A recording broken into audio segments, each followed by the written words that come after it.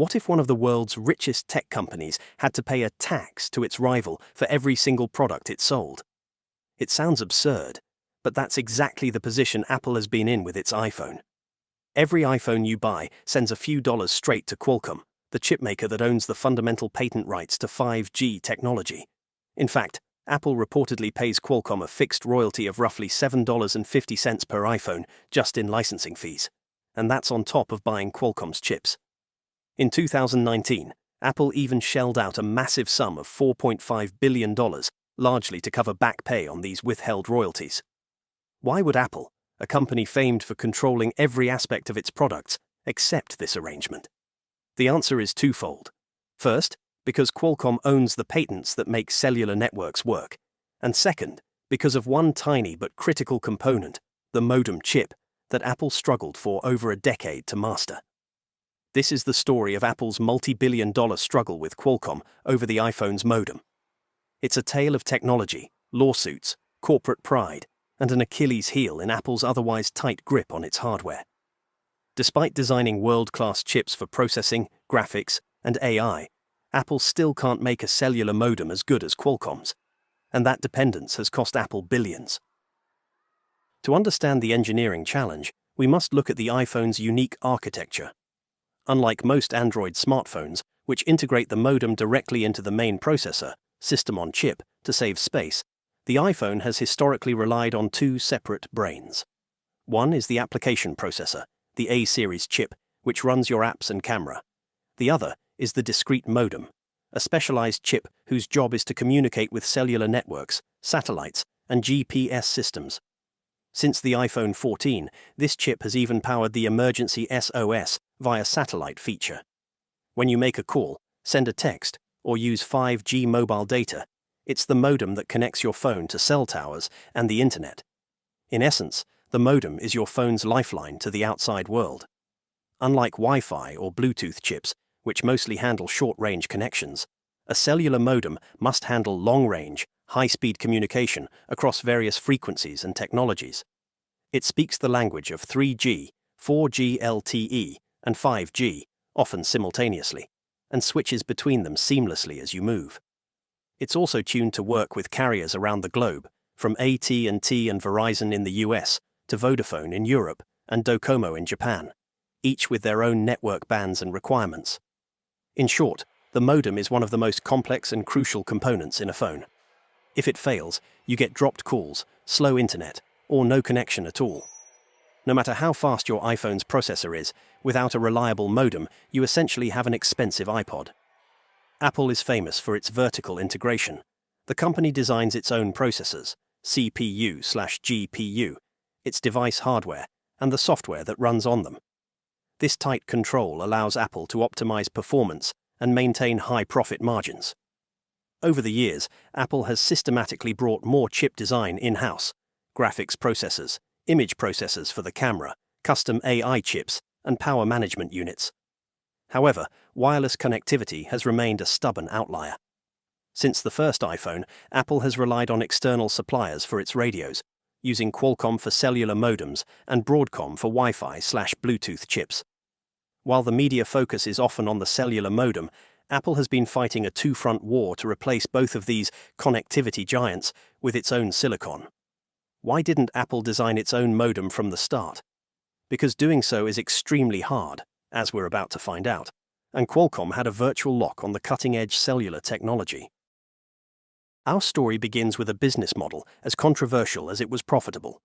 Qualcomm, the San Diego-based pioneer of the modern mobile modem, established a unique licensing system early on. If a manufacturer wanted to use modern cellular technology, CDMA, 3G, 4G, they generally needed to license Qualcomm's patents.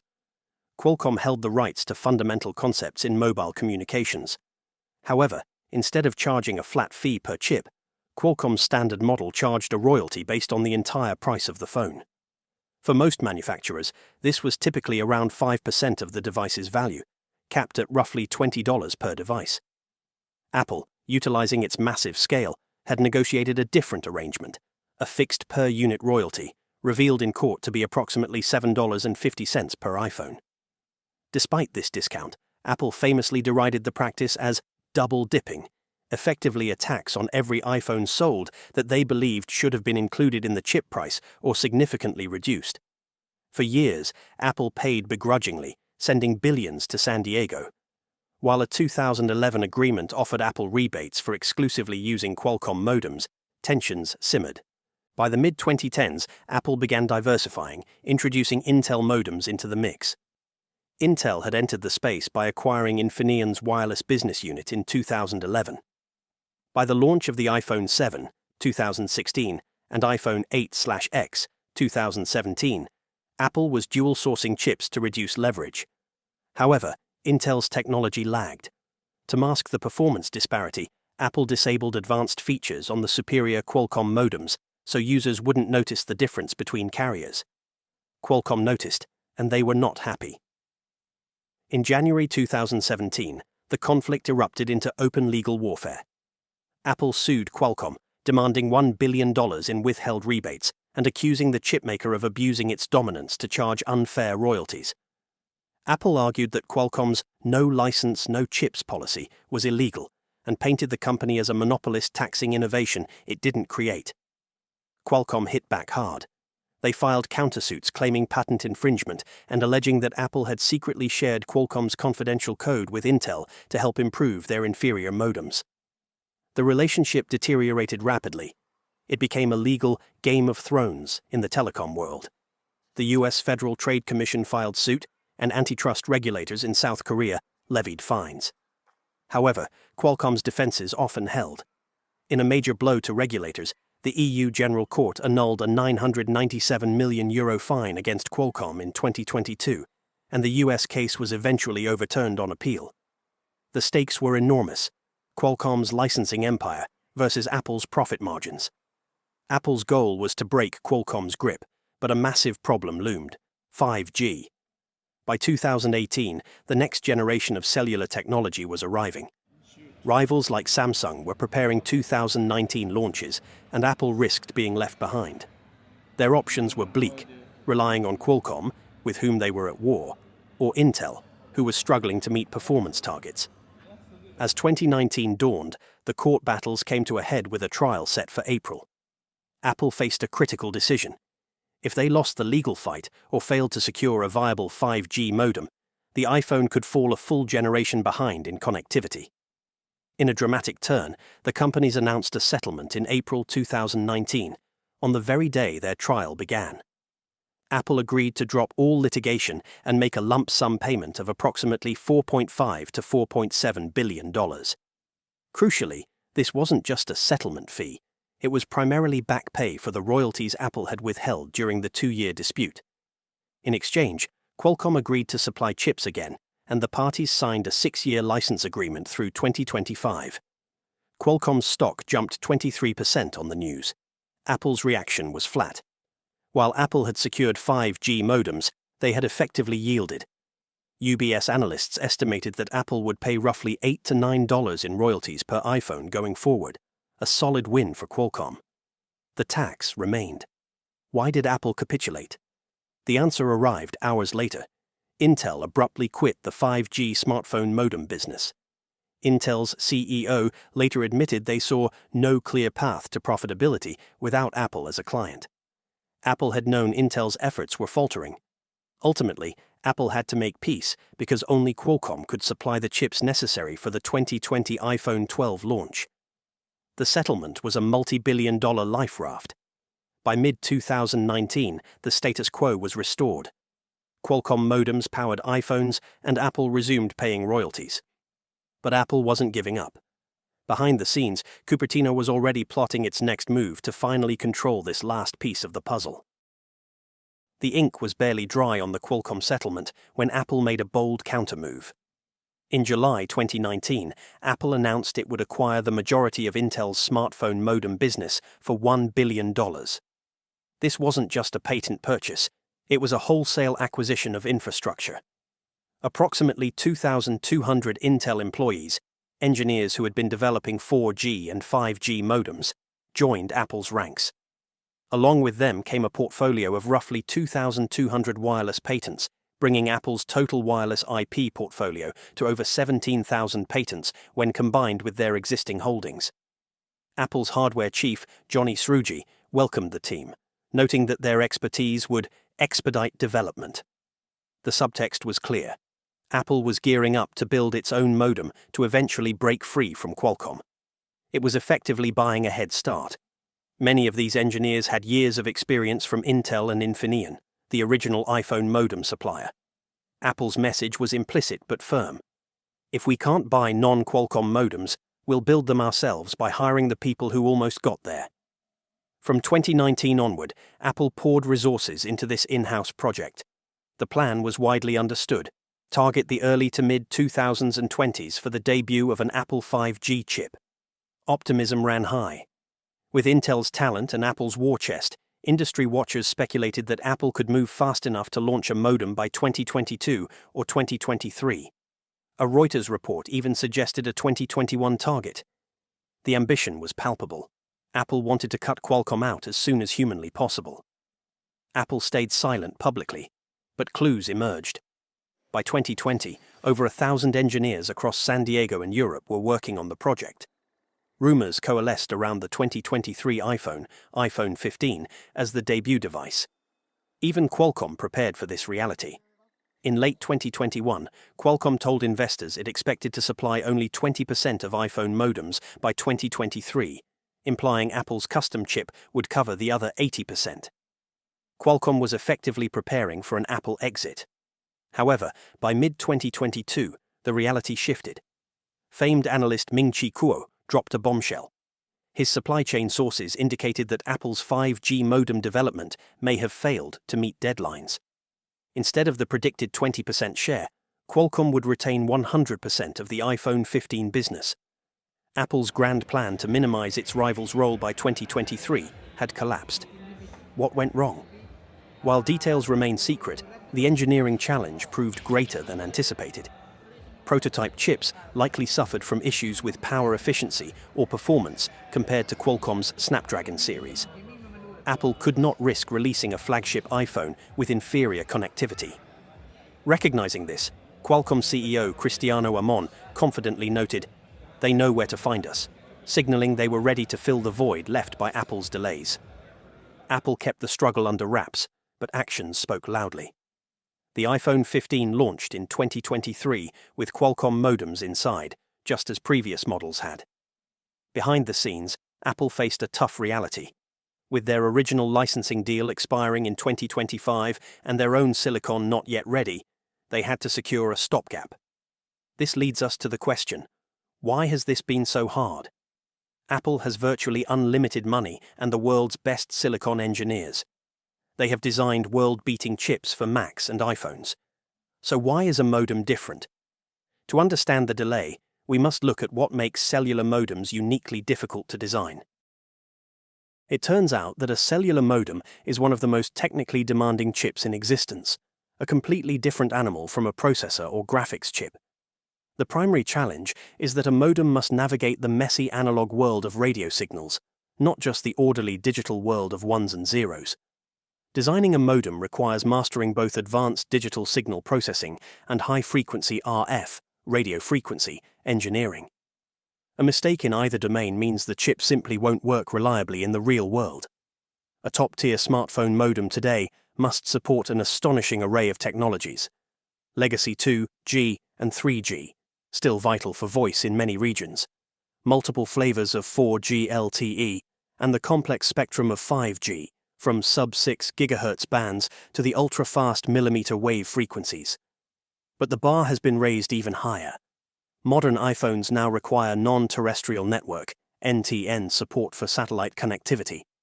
Designing a single chip that can hand off a call between a cell tower and a low Earth orbit satellite, without draining the battery, added a layer of difficulty that didn't exist when Apple started this project.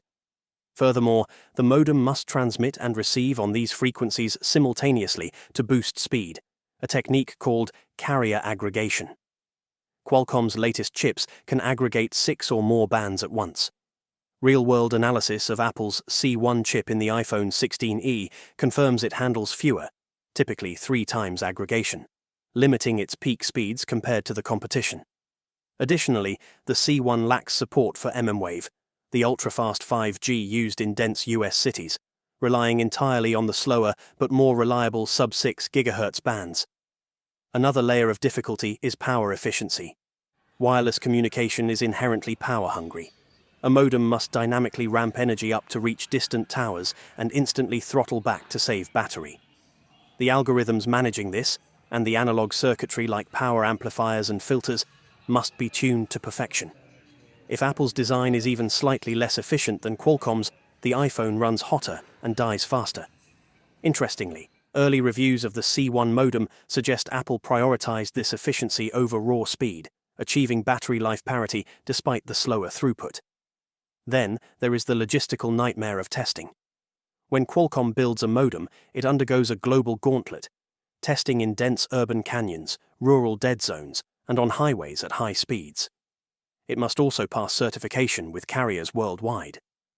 While acquiring Intel's modem division gave Apple a head start, providing over 2,000 engineers and an established patent base, they still faced the massive task of expanding that testing infrastructure to meet Apple's own rigorous scale. Intel exited the business precisely because their efforts were faltering. Apple had to pick up where they failed and push the technology across the finish line. Finally, a modem must possess perfect interoperability. It has to talk to network equipment from various vendors, Ericsson, Nokia, Huawei, across the globe. The 5G standard is thousands of pages long. Ensuring a new implementation works flawlessly with every cell tower is non-trivial. Established players have ironed out bugs over years of deployment. For a company like Apple, usually known for delaying products until they are perfect, this required a strategic compromise. They realized that catching up to Qualcomm's performance in a single leap was impossible. Instead of waiting for a Qualcomm killer, Apple accepted that its first-generation modem would be good enough for entry-level devices like the iPhone 16e, while keeping Qualcomm's superior silicon for the Pro models. This pragmatism admits a hard truth. In the world of radio frequency, even Apple had to lower its sights to get in the game. It is often said that patents are the lifeblood of Qualcomm's business. To understand why Apple couldn't simply design a fresh modem and ignore Qualcomm, we must dig deeper into the concept of Standard Essential Patents, SEPs.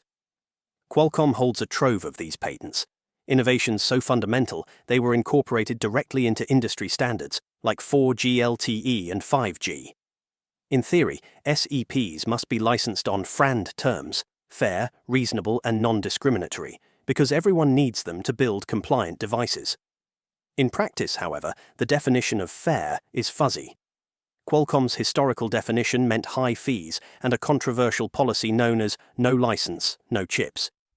If a manufacturer didn't agree to Qualcomm's patent terms, Qualcomm wouldn't sell them the chips. Apple CEO Tim Cook publicly lambasted this in 2019, stating, "They have a policy of no license, no chips. This is, in our view, illegal," and accusing Qualcomm of charging exorbitant prices.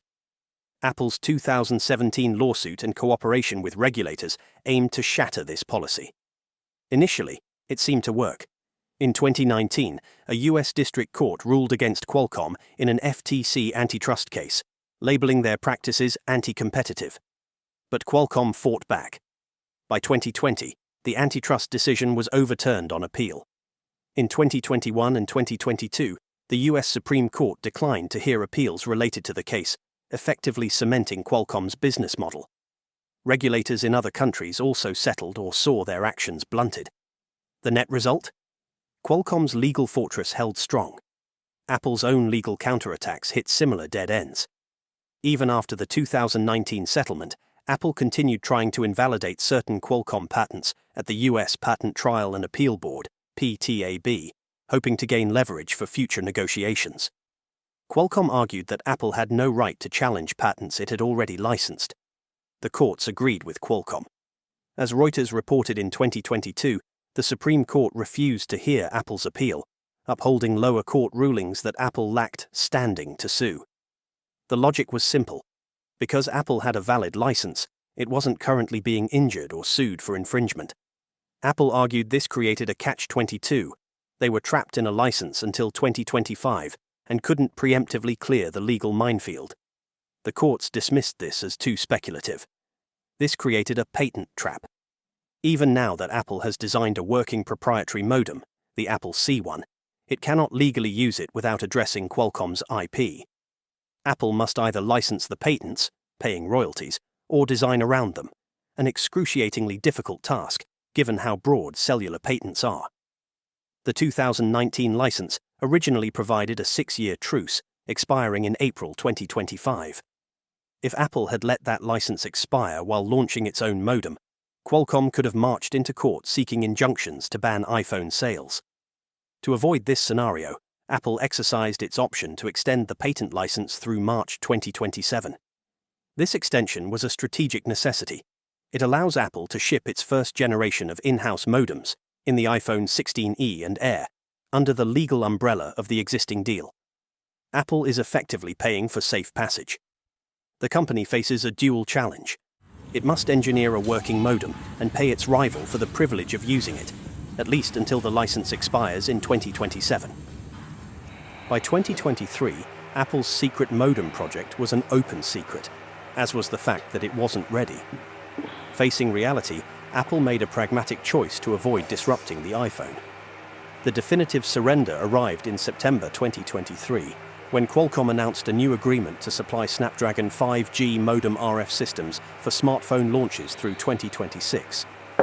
Qualcomm later clarified that this deal extends through March 2027. This ensures that the flagship iPhone 16 Pro, iPhone 17 Pro, and likely the iPhone 18 Pro models will continue relying on Qualcomm silicon, maintaining top-tier performance while Apple iterates on the lower end. So, what is the plan for this 2024 to 2027 window? Apple executed the first major phase of this strategy in February 2025 with the debut of its first in-house 5G modem. While rumors had long referred to this device as the iPhone SE4, it officially launched as the iPhone 16e. The logic behind this launch was sound. The iPhone 16e is a lower volume entry point, making it the perfect testbed. Real-world analysis of the Apple C1 modem confirmed what analysts had predicted. It was a baseline 5G chip. It supported fewer carrier aggregations than Qualcomm's flagship silicon and lacked ultra-fast millimeter wave support, relying instead on sub-6 GHz bands. However, Apple didn't wait long to iterate. In September 2025, the ultra-slim iPhone Air launched with the second-generation Apple C1X modem, bringing in-house silicon to a premium device much earlier than industry analysts initially predicted. After the 2025 debut, the rollout will accelerate. By 2026, this refined C1X modem is expected to expand into the mainstream iPhone 17 non-Pro models. If all goes to plan, by 2027, coinciding with the expiration of the Qualcomm patent license, Apple aims to deploy its modem across the entire lineup, finally achieving independence. Crucially, the goal for this 2027 deadline is no longer to beat Qualcomm on raw specs, but simply to match them. Sources indicate Apple has shifted its expectations from leapfrogging the competition to ensuring feature parity. The objective is to build a modem that is invisible to the user, one that works reliably enough to replace the expensive Qualcomm component without degrading the experience. It is a pragmatic, good-enough strategy for a company usually obsessed with being the best. It is also worth noting that Qualcomm likely won't disappear overnight. Apple is expected to hedge its bets, continuing to buy Qualcomm chips for specific high-performance needs, like M-Wave models in the US, well into the late 2000s, while filling the global volume with its own silicon.